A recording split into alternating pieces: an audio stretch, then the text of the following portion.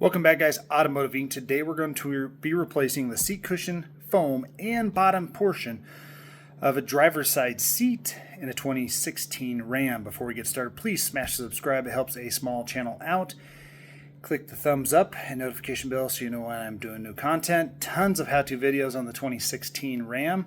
This will be the same for pretty much 2010 to 2017.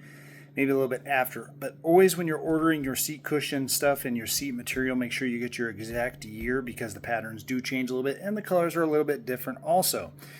So I did a video separately on how to remove the actual driver's seat and passenger seat. We're only doing the bottom portion. Here's why. So this lower piece is all frayed. This is broke down from people getting in and out.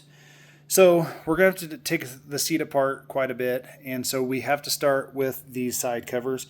You got to take this off first. So there is this spring clip on the inside of this handle holding it on, and basically what you can do is I like to take my body tools and I just took it in there and pushed it off.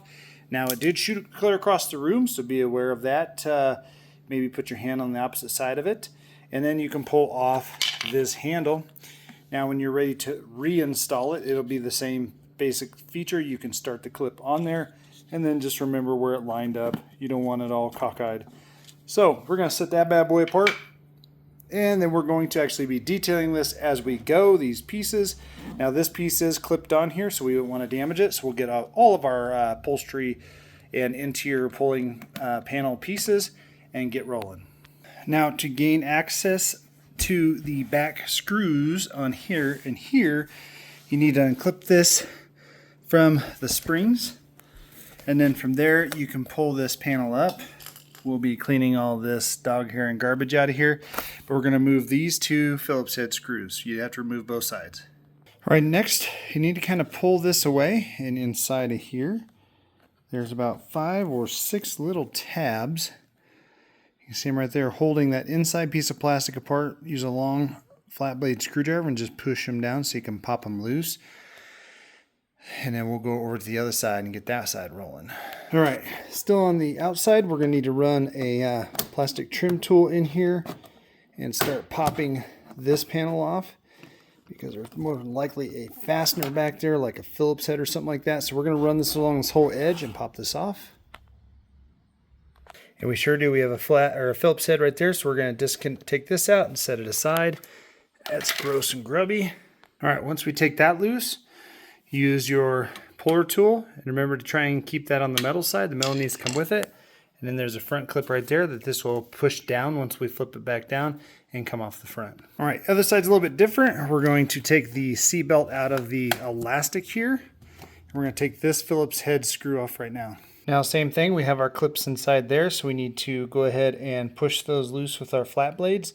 If you want to flip the chair up, you can.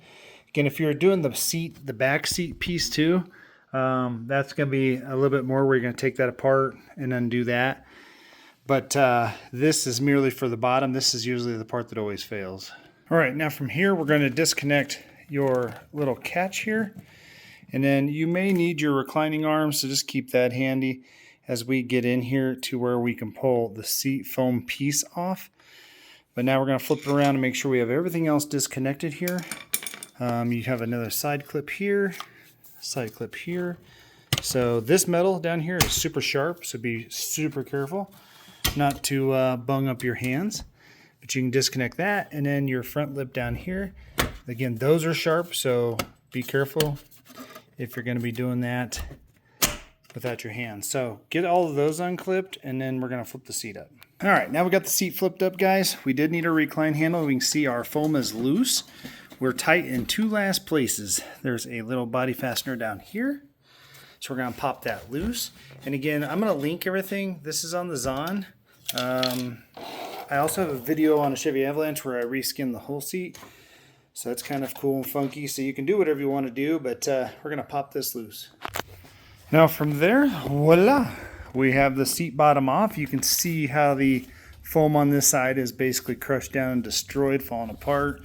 This side looks good, but unfortunately it is what it is. So we're still waiting for the other cover. But now you can go ahead and clean inside here. We're going to get this top piece shampooed and vacuumed for the dog here. We're going to clean up all of our pieces here, and then once I get my seat foam, I'll bring you back and I'll show you how I'm going to recover it.